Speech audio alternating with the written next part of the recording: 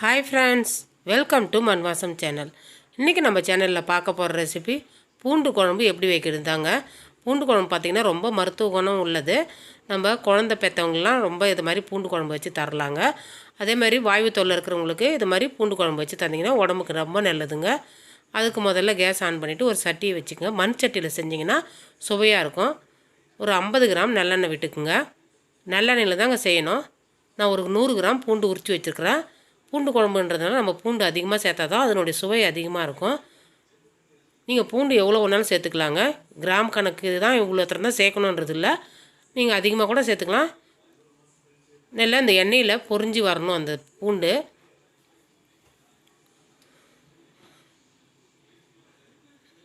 நல்லா வதக்கி விட்டுக்கினே இருங்க. நல்லெண்ணெய் வந்து அவ்வளோ உடம்புக்கு நல்லதுங்க. இந்த பூண்டும் உடம்புக்கு நல்லது, நல்லெண்ணெயும் ரொம்ப நல்லது. பாருங்க, இந்த அளவுக்கு கலர் மாறினது நம்ம பூண்டை எடுத்துடலாங்க சட்டியிலேருந்து. இந்த குழம்பு பார்த்திங்கன்னா ஒரு 4 நாளைக்கு கூட வச்சு அப்படியே சாப்பிட்லாங்க. எதுவும் கெட்டு போகாது. நீங்கள் ஃப்ரிட்ஜில் வச்சிங்கன்னா ஒரு வாரத்துக்கு கூட வச்சு சாப்பிட்லாங்க. அவ்வளோதாங்க. அதே எண்ணெயில் வடகம் சேர்க்குறேங்க. பார்த்திங்கன்னா இது வீட்டிலே தயாரித்த வடகம். நான் உங்களுக்கு வடகம் தயாரிக்கிற வீடியோ நான் போடுறேங்க. நல்லா வடகம் வெடிக்கட்டும். நம்ம அதில் வெந்தயம், கடுகு எல்லாம் சேர்த்து இருக்கிறதுனால தனியாக எதுவும் சேர்க்க தேவையில்லைங்க. பூண்டு, கருவேப்பிலை எல்லாமே வடவத்தில் சேர்ந்துருக்குது. சின்ன வெங்காயம் எல்லாமே இது மாதிரி கலர் மாறுறதுக்கு முன்னாடி நல்லா வெடிக்கிற சத்தம் கேட்கும். அந்த டைமில் கொஞ்சமாக கருவேப்பிலை, சின்ன வெங்காயம் சேர்க்குறேங்க. ஒரு 100 கிராம் சின்ன வெங்காயம் நறுக்கி வச்சுருக்குறேன். குட்டி குட்டியாக இருந்தால் அப்படியே போட்டுங்க. கொஞ்சம் பெரிய வெங்காயமாக இருந்தால் 2-3 நறுக்கி அப்புறம் சேருங்க. சின்ன வெங்காயம் சேர்த்து தாங்க செய்யணும். பூண்டு குழம்புக்கு சுவையாக இருக்குங்க ரொம்ப. அதனால் சின்ன வெங்காயம் சேருங்க. இல்லாட்டா பரவாயில்ல, பெரிய வெங்காயம் கூட சேர்த்து செய்யலாம். இருந்தாலும் இதுக்கு இருக்கிற சுவை அவ்வளோ இருக்காது. அதில் 1 டீஸ்பூன் அளவுக்கு இஞ்சி ஒடிய பேஸ்ட்டு சேர்த்துக்கிறேங்க. இஞ்சி நல்லா அரைச்சி சேர்த்துக்குங்க. அது சேர்த்து நல்லா வதங்கட்டும். அந்த காலத்தில் பார்த்திங்கன்னா வயிறு உப்பசமாக இருக்கிறவங்களெலாம் பார்த்திங்கன்னா இது மாதிரி பூண்டு குழம்பு வச்சு தருவாங்க. ஏன்னா கேஸ்லாம் நல்லா பிரிஞ்சு வரும். நம்மளுக்கு ஏப்பம் ஒரு 4-5 தடவை வரும். வந்தாலே நமக்கு வயிறு உப்பசெல்லாம் சரியாக போயிடுங்க.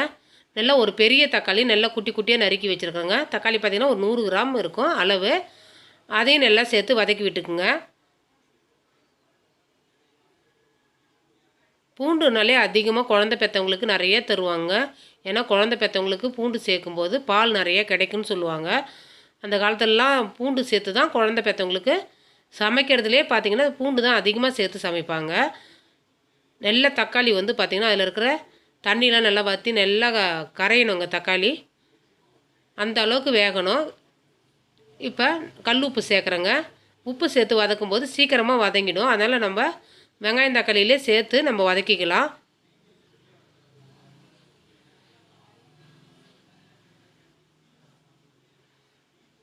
நல்லா வதங்க விட்டுட்டு குழம்புக்கு ஊட்டினீங்கன்னா நல்லா சூப்பராக இருக்குங்க. கொஞ்சம் கொஞ்சமாக தக்காளி வதங்கி இப்போ நம்ம ஊற்றுன எண்ணெய்லாம் மேலேயே இருக்குது பாருங்கள். அந்த அளவுக்கு நம்ம வதங்கணும்.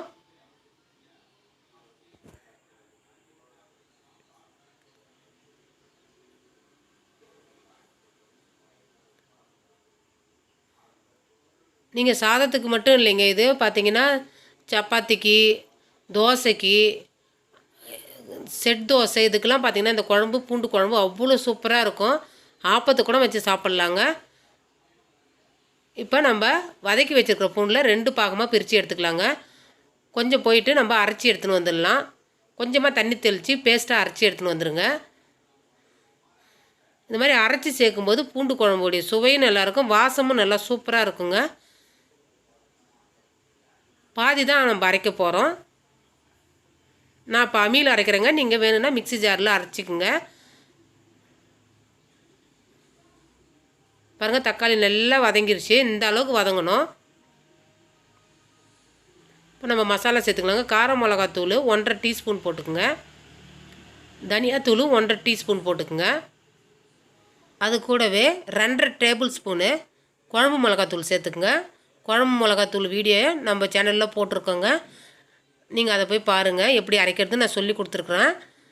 கூடவே 1/2 டீஸ்பூன் மஞ்சத்தூள், 1/4 டீஸ்பூன் பெருங்காயத்தூள். குழம்பு மிளகாத்தூள்லேயே பெருங்காயெல்லாம் சேர்த்து அரைக்கிறதால இதில் நான் கம்மியாக சேர்க்குறேங்க. நீங்கள் தனித்தனி மசாலா சேர்க்கும்போது பெருங்காயத்தூள் கொஞ்சம் கூடுதலாக சேர்த்துக்குங்க. மசாலாவை போட்டு நல்லா வதக்கி விடுங்க. நான் முன்னாடியே புளி கரைச்சி வச்சுருக்குறேங்க. ஒரு 100 கிராம் புளி கரைச்சி வச்சுருக்குறேன். புது புளி பழைய புளி சேர்த்து நான் கரைச்சிருக்கிறேங்க. அதனால தான் உங்களுக்கு கருப்பாக இருக்குது. இந்த மாதிரி பழைய புளியில் செஞ்சிங்கன்னா குழம்பு ரொம்ப சுவையாக இருக்கும். அதை நல்லா கெட்டியாக கரைச்சி வச்சுக்குங்க. சேர்த்துட்டு ரொம்ப தண்ணியாக வைக்கக்கூடாதுங்க, குழம்பு கெட்டியாக தான் வைக்கணும். நல்லா கலக்கி விடுங்க. இப்போ நம்ம எடுத்து வச்சுருக்க பாதி பூண்டை இதில் சேர்த்துக்கலாங்க. அரைச்சி வச்ச பூண்டு பேஸ்ட்டு இதில் சேர்த்துக்கலாம். சேர்த்து நல்லா ஒன்று சேர கலக்கி விடுங்க. பாருங்கள், குழம்பு பார்க்கும்போது எவ்வளோ சூப்பராக இருக்குது.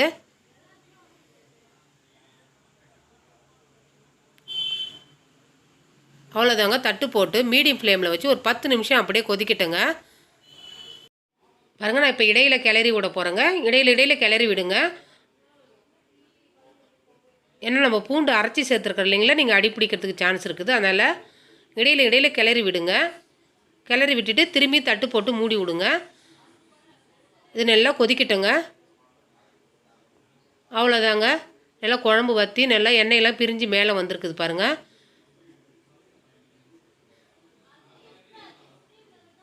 இந்த சுவை பார்த்தீங்கன்னா சாப்பிடாதவங்க கூட சாப்பிடுவாங்க. அவ்வளோ டேஸ்ட்டாக இருக்கும் குழம்பு. நீங்கள் வச்சு பார்த்துட்டு எனக்கு சொல்லுங்கள். அவ்வளோதாங்க. இது அப்படியே இருக்கட்டும். வேறு கேஸில் மாற்றிடலாங்க. இப்போ ஒரு தாளிப்பு போட்டுடலாம். ஒரு பேன் வச்சுக்குங்க. நல்லா பேன் காஞ்சதும் நல்லெண்ணெய் ஒரு 4 டேபிள் ஸ்பூன் அளவுக்கு நல்லெண்ணெய் விட்டுக்குங்க. நல்லா எண்ணெய் காஞ்சதும் கொஞ்சமாக கடுகு, ஒரு 1/4 டீஸ்பூன் கடுகு, 1/4 டீஸ்பூன் வெந்தயங்க. நல்லா வெந்தயமும் கடுகு நல்லா பொரியட்டும். நம்ம வடவத்திலே போட்டது இருக்குதுங்க, வெந்தயம் எல்லாமே இருக்குது. இருந்தாலும் இது மாதிரி மேலே தாளித்து கொட்டும்போது அந்த வாசனை நல்லாயிருக்கும். கூடவே கருவேப்பிலை சேர்த்துக்குங்க. 2 காஞ்ச மிளகா கிள்ளி போட்டுக்கிறோங்க. குண்டு மிளகா இருந்ததுன்னா நீங்கள் இப்போ சேர்த்துக்கலாம். அவ்வளோதாங்க. மேலே தாளிப்பு போட்டுட்டுங்க.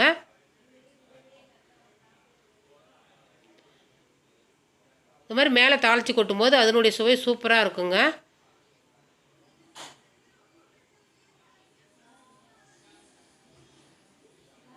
அவ்வளோதாங்க, ரெடி ஆகிடுச்சு நம்மளுடைய பூண்டு குழம்பு.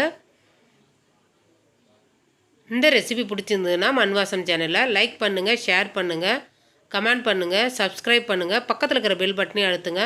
அப்போ தான் நாங்கள் போடுற வீடியோ உங்களுக்கு உடனுக்குடன் கிடைக்கும். தேங்க்யூ.